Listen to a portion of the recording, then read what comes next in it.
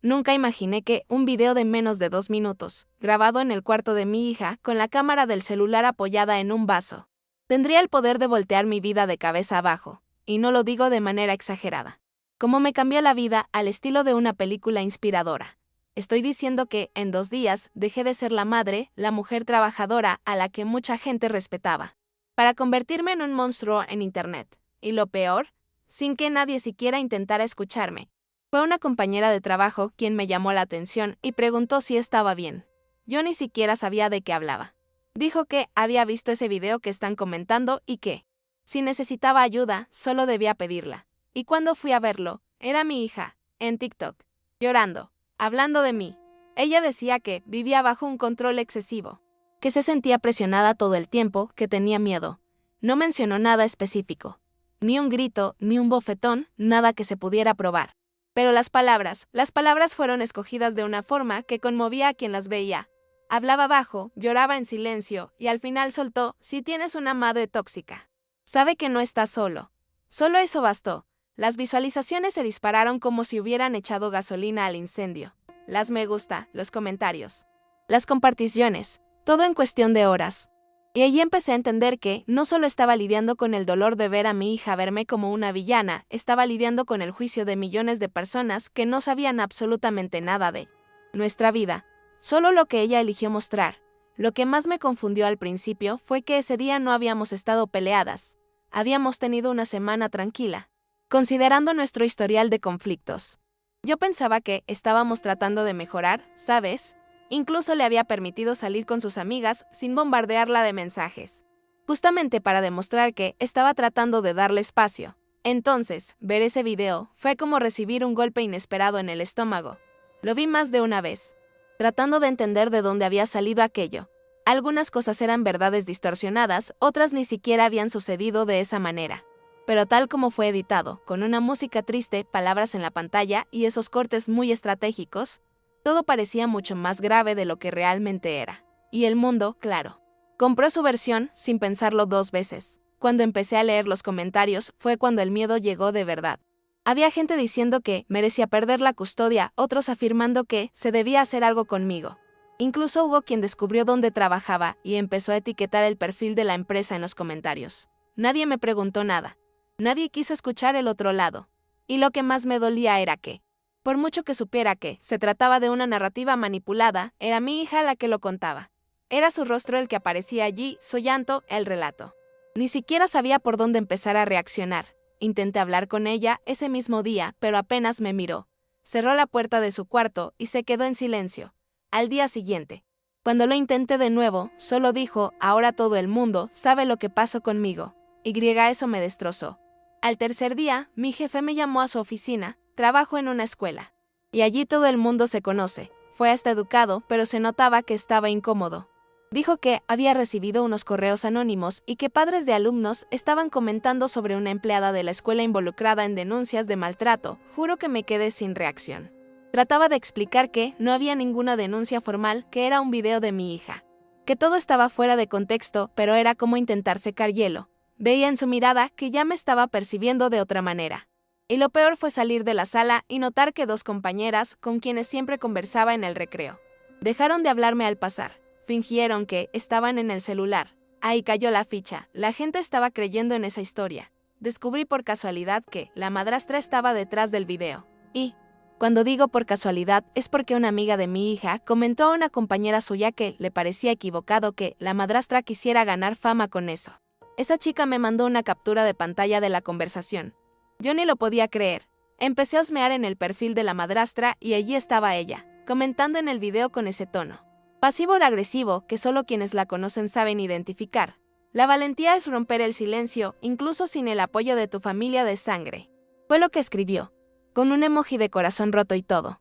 La mujer tiene un canal en YouTube sobre relaciones tóxicas. Vive haciendo videos sobre narrativas emocionales, como ella llama. Y yo nunca me había sentido a gusto con la forma en que se metía en la crianza de mi hija. Pero ver que ella había roteado todo, ver que usó a mi hija para ganar me gusta, fue un tipo de dolor que no sé ni cómo describir. Recuerdo que aquel día, después de ver las capturas y los comentarios de la madrastra, me senté en la sala y lloré de verdad, sola, en silencio, con toda la casa en calma. no era solo rabia, era una especie de tristeza mezclada con impotencia, porque hasta entonces creía que la situación se resolvería con una conversación, que tal vez fuera solo una crisis adolescente amplificada por internet, pero no, había una intención detrás, había una mano guiando todo desde las sombras. Y, más que eso, mi hija estaba dejando que esto sucediera, peor, estaba participando activamente. Aquella no era solo una adolescente perdida intentando desahogarse, era una adolescente que estaba siendo orientada, quizá incluso manipulada por una mujer adulta que tenía mucho que ganar con mi destrucción, y eso me destrozó por dentro. Intenté hablar de nuevo con mi hija, le mandé mensajes, toqué la puerta. Le pedí que habláramos solo nosotras. Ella respondió en WhatsApp, si vas a gritar o manipular, ni te molestes.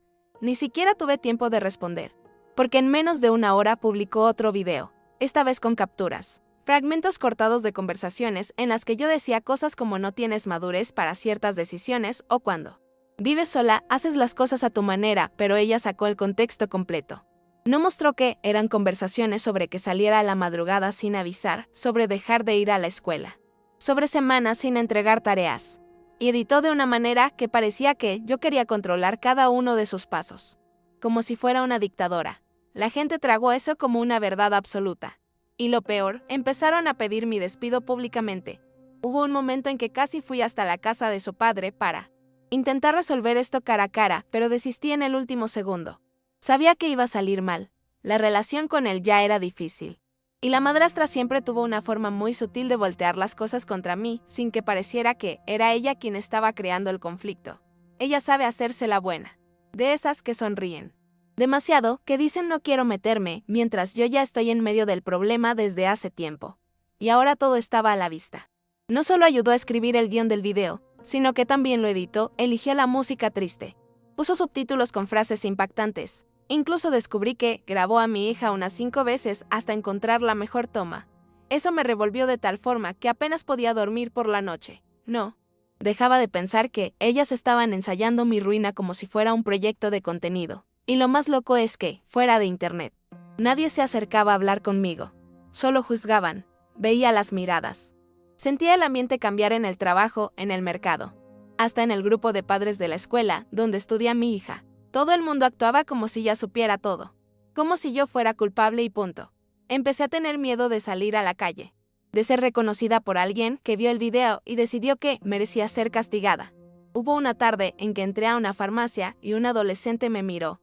Observó mi celular y luego susurró algo a su amiga. Me paralizé. Parecía cosa de película, pero era real. Yo, una mujer que siempre trató de criar a su hija con amor, estaba siendo tratada como si fuera un monstruo, sin posibilidad de defensa, sin derecho a hablar, porque en internet basta un video bien hecho y una historia emotiva para condenarte para siempre. El colmo fue cuando recibí una notificación de denuncia anónima en el consejo tutelar. Alguien, probablemente más de una persona, envió el video de mi hija como prueba de que ella estaba siendo víctima de abuso psicológico. Me llamaron para dar explicaciones. Quedé en shock. Era surrealista estar en esa sala intentando explicar que el video no era un desahogo espontáneo, sino algo fabricado. Mostré capturas, traté de contextualizar las conversaciones. Expliqué la influencia de la madrastra, pero es difícil competir con la conmoción de un video viral. Las consejeras fueron respetuosas, pero se notaba que andaban con pies de plomo. Y yo me sentía como una criminal intentando demostrar que no era un monstruo, que solo era una madre lidiando con una hija adolescente y una rival disfrazada de buena persona. Después de esa reunión, volví a casa en estado de estupor. Me senté en el sofá y me quedé mirando el techo, tratando de entender cómo todo se había vuelto esto. Me preguntaba, ¿en qué momento perdí a mi hija? Cuando empezó a llegar al punto de odiarme tanto como para exponer todo esto a millones de desconocidos. Y, más aún, porque ella pensaba que todo estaba bien, que no habría consecuencias. Porque parecía feliz con la repercusión. Publicaba historias agradeciendo el apoyo, republicaba comentarios. Ganaba seguidores. Incluso vi una captura en la que celebraba el aumento de visualizaciones con un gracias. Gente, ya no estoy sola. Yo estaba viendo a mi hija aplaudir la destrucción de mi imagen y creyendo que estaba haciendo justicia. Era como ver mi propia reputación quemarse en plena plaza pública, con ella sosteniendo el fósforo. Lo más increíble es que, mientras todo esto ocurría, dentro de casa reinaba un silencio insoportable. Compartíamos el mismo techo, pero parecía que había un abismo entre nosotras Ella solo salía de su cuarto para ir al baño o buscar algo de comer. Evitaba cualquier contacto visual. A veces la oía grabando audios o haciendo videos. Y mi corazón se helaba porque nunca sabía si al día siguiente aparecería otra exposición mía editada y lanzada en internet.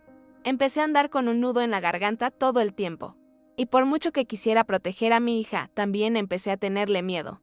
Miedo de lo que más podría inventar o distorsionar. Y es horrible decirlo. Miedo de mi propia hija. Yo, que le corté la uña por primera vez, que le enseñé a andar en bicicleta, ahora tenía miedo de su celular. Pensé 1000 veces en borrar mis redes sociales. Pero parecía inútil. La gente ya había guardado los videos, las capturas estaban circulando. Hasta en grupos de WhatsApp de la ciudad. Y luego llegó a la parte más absurda de todas. Un sitio local publicó una nota sensacionalista con el título "Adolescente expone relación abusiva con la madre, vivo con miedo, no me buscaron". No verificaron nada. Usaron una captura del video. Cortaron solo la parte en que ella lloraba y pusieron el comentario de la madrastra como si fuera el de una experta. Eso me dejó en shock, porque ya no era solo internet, era algo con peso real. Gente en mi trabajo leyendo, padres en la escuela comentando. Recibí un mensaje de la directora preguntando si era seguro que mi hija siguiera en la escuela. Como si yo fuera un peligro. Nunca me había sentido tan sola y tan injustamente tratada.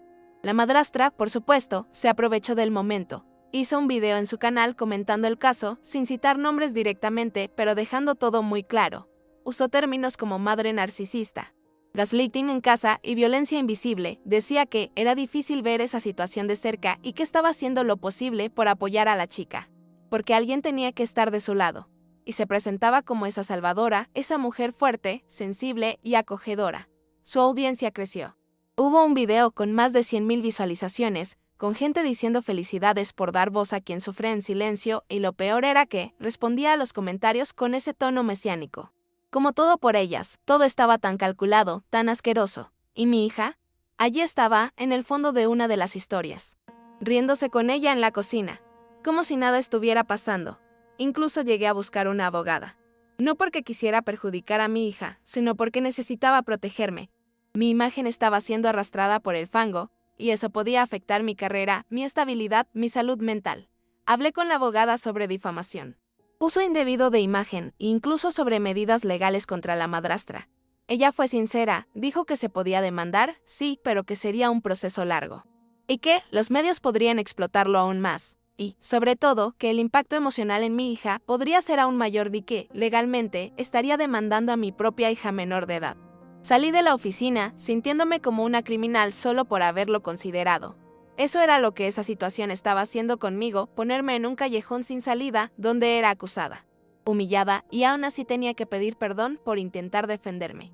La semana siguiente entré en un estado que solo puedo describir como anestesia emocional. Seguía yendo al trabajo, atendiendo los asuntos de la casa, haciendo todo en modo automático, pero por dentro estaba hecha pedazos. Mis amigos más cercanos trataron de comprender, algunos incluso me defendieron en los comentarios de los videos. Pero era como gritar en medio de un huracán. Nadie escuchaba, y mi hija parecía vivir en una realidad paralela. Publicaba videos de maquillaje, videos de baile y entre eso, más actualizaciones sobre su proceso de liberación. La última moda era que ella respondiera preguntas anónimas y dijera frases como "la verdad siempre aparece" y "no todo lazo de sangre es familia de verdad", y la gente aplaudía. Y yo estaba apagando incendios. Intentaba no desmoronarme en medio de la jornada. Lloraba en el baño del trabajo con miedo de que alguien entrara y me oyera. Una noche, la oí grabando otro video, con la voz baja, pausada, esa entonación ensayada que no era propia. Me acerqué a la puerta y me quedé escuchando. Era otro desahogo, hablando sobre desencadenantes, sobre ambientes opresivos, y en ese momento me sentí completamente fuera de mi propia casa, como si fuera una intrusa allí. Como si ella hubiera tomado posesión de todo, hasta de la narrativa de nuestra vida. Y fue entonces cuando me di cuenta de algo que me dolió más que cualquier comentario o nota sensacionalista. Mi hija realmente creía en aquello. Ella creía que estaba siendo valiente, una voz para otras chicas. No era solo manipulación de la madrastra, era también la validación de Internet. Fue recibida como heroína y eso se volvió combustible, no había vuelta atrás.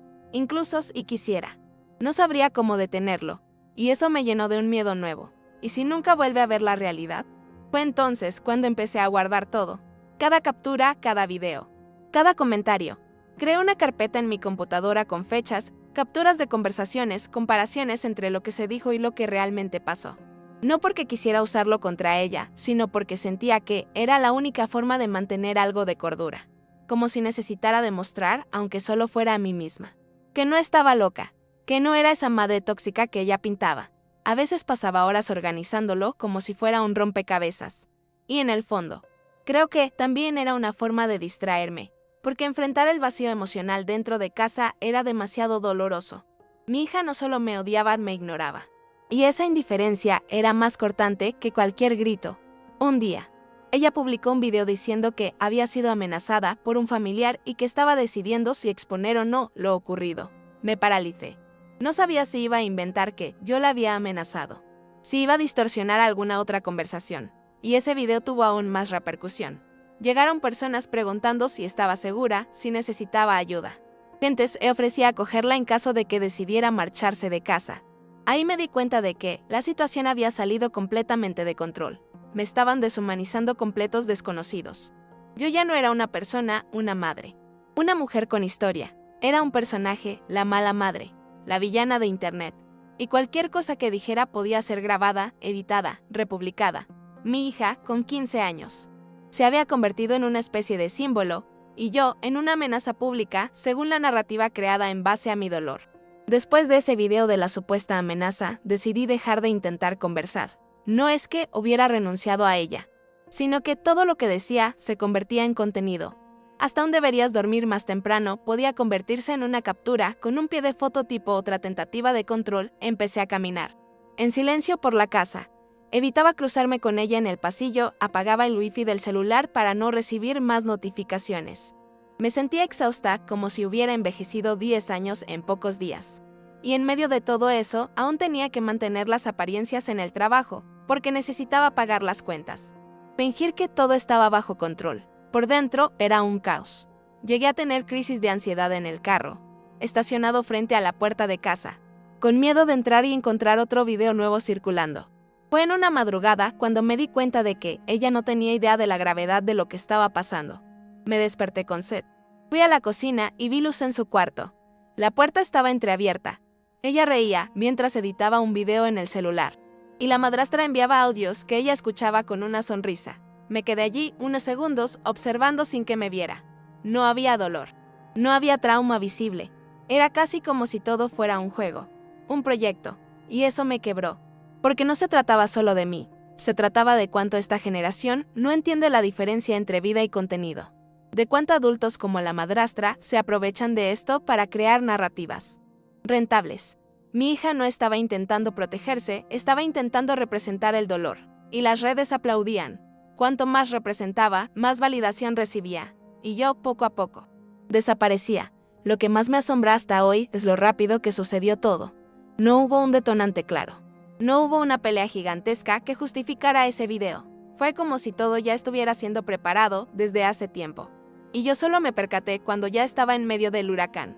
Una compañera de trabajo, mayor, me preguntó si creía que mi hija tenía algún tipo de trastorno, o si era solo influencia de la madrastra. Y yo no supe qué responder, porque por más que crea que fue manipulada, también sé que, en cierto nivel, ella eligió participar. Tuvo tiempo para pensar, para escribir, grabar, editar. Tuvo varias oportunidades de detenerse, y no lo hizo. Y eso es lo que más duele. Saber que, a pesar de todo lo que intenté por ella, mi hija me veía como un obstáculo, como un problema a exponer y no como una madre. Una semana después de ese último video, la situación simplemente se enfrió, de la nada. Ella dejó de publicar sobre mí.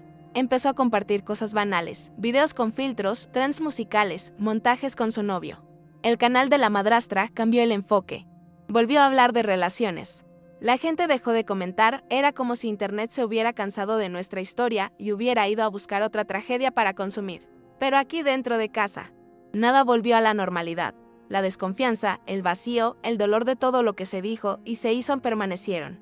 Mi hija nunca pidió disculpas. Nunca tocó el tema. Y yo me quedé allí con mi nombre manchado en las búsquedas de Google, con gente que nunca volvió a mirarme, con mi propio hogar convertido en un campo minado. El mundo se olvidó, pero yo recuerdo cada segundo. Algunas personas me preguntan por qué nunca fui a la televisión para defenderme, o nunca hice un video contando mi versión. Y la verdad es que lo pensé, sí, más de una vez. Llegué a grabar algunos desahogos en el celular, pero nunca tuve el valor de publicarlos. Porque parece que, cuando intentas explicarte, después de ser retratada como villana, todo suena a excusa. Y yo tenía miedo de empeorar las cosas. Miedo de convertirme en meme. De ser llamada narcisista llorona y, en el fondo, creo que aún tenía un atisbo de esperanza de que mi hija se diera cuenta del daño. De que viniera a buscarme. De que pudiéramos hablar sin audiencia, sin me gusta, sin guión. Pero eso nunca ocurrió. Ella siguió con su vida como si nada hubiera pasado. Como si no hubiera puesto a la madre en el centro de un linchamiento virtual. Hubo un día, meses después, en que estaba en la fila del banco y una mujer me miró de forma distinta. No hubo juicio. Fue una expresión algo triste, algo solidaria. Cuando salía, me llamó bajito y dijo, yo creo en ti, solo eso. Y eso me hizo derrumbarme. Entré en el auto y lloré como una niña. Porque por primera vez, desde el inicio de todo, alguien me había visto como ser humano. Alguien miró más allá del video editado, del llanto ensayado, de la narrativa vendible. Y fue entonces que me di cuenta de cuánto había sido borrada durante todo ese proceso. No era solo una víctima del cancelamiento, era una madre, tratando de hacer lo mejor que podía, cuya historia fue reescrita por alguien con mayor alcance, más carisma y más seguidores. Eso me hizo comprender lo fácil que es destruir a alguien hoy en día. Basta con una cámara y la frase adecuada.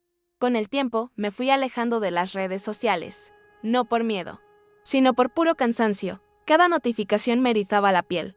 Empecé a dejar el celular en modo silencio todo el día. La idea de publicar cualquier cosa, aunque fuera una receta o una foto de paisaje, me producía náuseas. Era como si me hubieran entrenado para esperar el próximo ataque. Incluso para responder un mensaje de felicitación de cumpleaños pensaba 2 veces. La sensación de estar en constante vigilancia se había instalado en mí, y por mucho que el caso perdiera fuerza en línea, la repercusión aún se respiraba en el aire. Algunos padres de la escuela cambiaron de clase a sus hijos. Tuve que cambiar de sector en el trabajo. Las huellas de ese video, de ese desahogo, quedaron invisibles para quien está fuera, pero profundas para quien lo vivió. Mi hija nunca volvió a tocar el tema. A veces intercambiamos frases básicas como ¿vas a salir hoy? O la cena está lista, pero nada más. Parece que hay una barrera invisible entre nosotras. Y cruzarla se volvió un riesgo. Todo se siente falso, mecánico, como si ella hubiera cerrado una parte de sí y arrojado la llave. Y yo, por miedo, no intento forzar nada. Sigo conviviendo, cuidando la casa, respetando su espacio. Pero cada vez que ella agarra el celular y empieza a grabar algo, mi cuerpo se congela. Es como un reflejo. La memoria de lo que eso causó en mí y en todo a mi alrededor sigue muy viva, y lo más difícil es aceptar que tal vez esto nunca cambie, que tal vez mi hija nunca entienda la magnitud de la herida que dejó, y que para ella Internet fue solo un escenario, para mí fue un campo de batalla. Otro día, vi una publicación de la madrastra hablando sobre cómo curar las relaciones familiares a través del distanciamiento saludable. Era una selfie de ella en una terraza, con un café en mano y ese texto reflexivo, lleno de hashtags. Me reí, no por nervios ni por burla, fue esa risa vacía de quien ya está harta de pelear contra el viento, porque ella siguió con su vida, su canal creció. Se convirtió en referente en temas que ella misma ayudó a distorsionar, y yo me quedé con los pedazos. No gané seguidores, no hice un video de respuesta, no tuve derecho a una redención pública. Solo me quedé con el silencio, el bochorno y el dolor. Y por mucho que sepa que soy inocente de la imagen que crearon de mí, es imposible no sentir que he perdido. Perdí el respeto de las personas cercanas, perdí el vínculo con mi hija, perdí mi paz. Hay noches en que me despierto asustada, pensando que habrá otro video circulando, incluso meses después. Mi cuerpo aún reacciona como si estuviera en medio del huracán. Y hay días en que me descubro ensayando conversaciones que nunca sucederán, pensando en todo lo que podría haber dicho, en cómo podría haber actuado diferente. Pero al mismo tiempo, en el fondo, sé que no hice nada malo. Fui dura a veces. Sí, lo fui. ¿Dije cosas duras?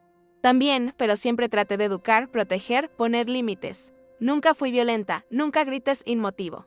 Nunca quise controlar su vida. Y ver todo eso transformado en contenido como una especie de entretenimiento para Internet es una de las experiencias más deshumanizantes que he vivido. Porque no se trata solo de perder una discusión. Se trata de perder tu propia versión de ti misma y verte obligada a ver eso suceder en silencio. Hubo una tarde en la que ella olvidó el celular, desbloqueado sobre la mesa de la cocina. Juro que no quise tocarlo. pero cuando la pantalla se iluminó con una notificación de mensaje de la madrastra diciendo esto va a tener un gran enganche. No pude resistir. Abrí la conversación. Vi todo. Las ideas para videos, las frases impactantes, los consejos de cómo responder a los seguidores.